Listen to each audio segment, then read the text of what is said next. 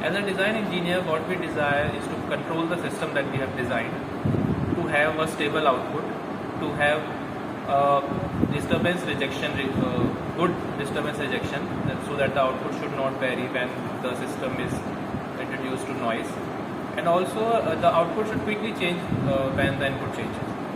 So for all this, we need a controller. What the industry has been using for years is the PID controller, and we have tried in this project to implement the PID controller on an FPGA. Now further, my project partner Munazir will explain. Now I am going to explain the software part of our project. So this is the RTL schematic of our project, and this is the parameter module. From this module we will provide parameter to PID. This is our PID module, and the output of PID module is fed to PWM generation, and this PWM generation module will generate PWM signal of 2 kHz. And this is ROM module. We have saved some speed in memory, and this is the speed measurement module, which will measure the speed of DC motor, and this is subtractor, which will subtract the reference point and the output, and the output of subtractor module will be error signal, and this error signal will fed to PID. And this is display module, which will display the reference point and the output of PID in 7-segment display of FPGA board. Now I will explain the hardware part. So here we have the FPGA board, and this is the driver module which will drive the DC motor. Here we have the permanent magnet DC motor. This little one is a IR sensor which is used to measure the speed of the DC motor.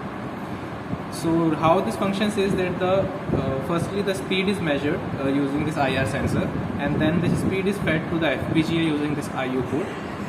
Here we have given the speed reference of 1500 RPM. So what happens is that inside the architecture, the difference is taken of the output speed and the reference speed, and then it is fed to the PID, and then the PID generates a signal which is fed to the PWM generation, and the PWM signal is fed to this driver module through this IO port. And here we have also connected some probes to display the PWM signal of the driver module. Now we will start the system.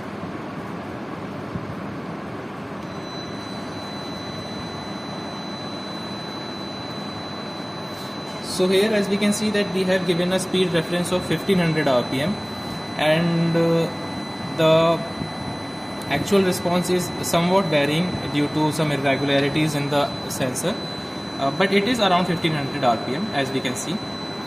Here this motor is rotating, and here on the DSO we can see that the pulse width signal of 2 kHz is generated.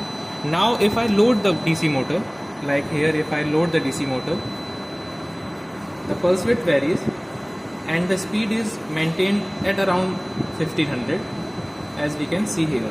And now if I release the load, the speed comes back to 1500 RPM, and the PWM signal is, now the duty cycle is reduced. So here, in conclusion, we have implemented the PID on the FPGA. It was a tough task. It was not that much easy for us. We have not yet refined it very much, but there is always a room for improvement, and we will try to improve it further. So that's our major project.